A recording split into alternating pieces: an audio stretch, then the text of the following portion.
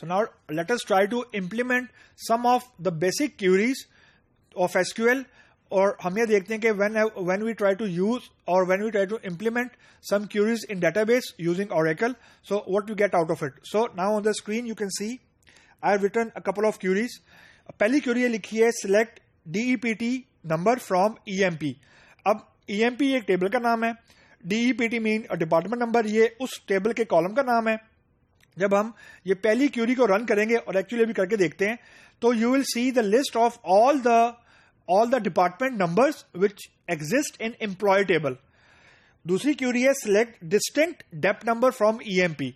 अब distinct depth number से मुराद ये है कि फॉर एग्जांपल एक डिपार्टमेंट में मल्टीपल एम्प्लॉयज हैं तो डिपार्टमेंट नंबर ऑब्वियसली रिपीट हो रहा होगा. तो डिस्टिंक्ट जो होगा वो आपको सिर्फ यूनिक डिपार्टमेंट नंबर दे रहा होगा, 3 है, 4 है, 5 है, जितने मर्जी हैं. There will be no repetition in department number. Third query is select static from EMP. This is what we call a global query. कि it will display you all the columns, reason static लिखा हुआ है, from EMP and all the rows. क्योंकि हमने कोई rows को limit करने के लिए कोई clause नहीं लगाया, तो this is a global query.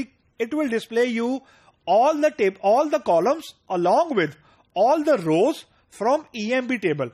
And the last query is select ename comma job from EMP. This is how you can display multiple column.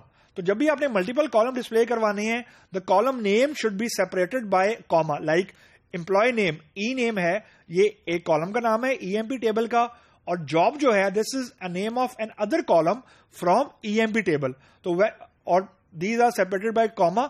तो आपको स्क्रीन के ऊपर दो column नजर आएंगे actually, ename and job from EMP table, और उसके बाद आपको सारी की सारी रोज नजर आएंगी जितनी भी रोज डेटाबेस के अंदर मौजूद होंगी.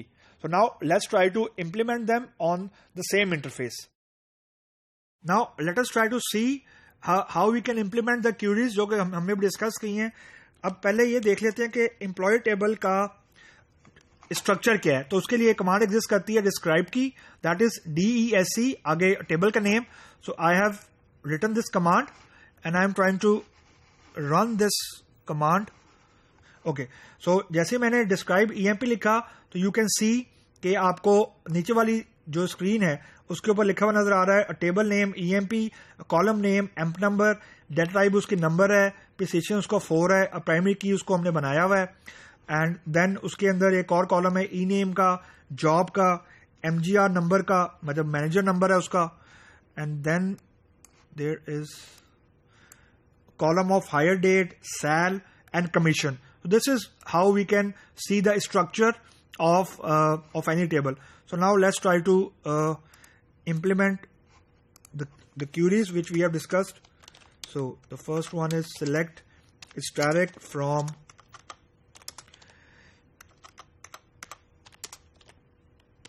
EMP.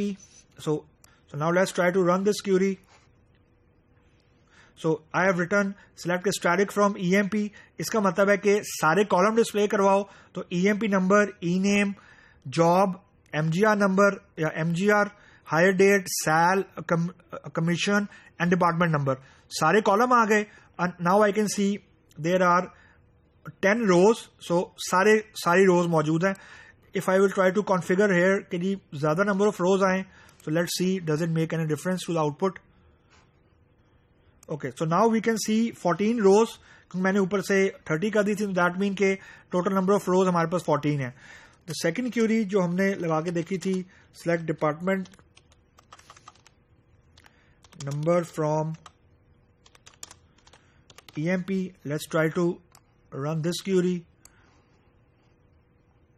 So select department number from EMP.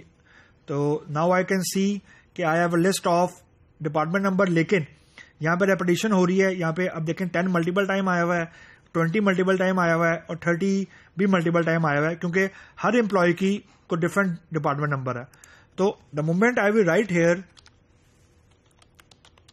Distinct, तो डिस्टिंक्ट जैसे मैं लिखूंगा तो I will be able to see the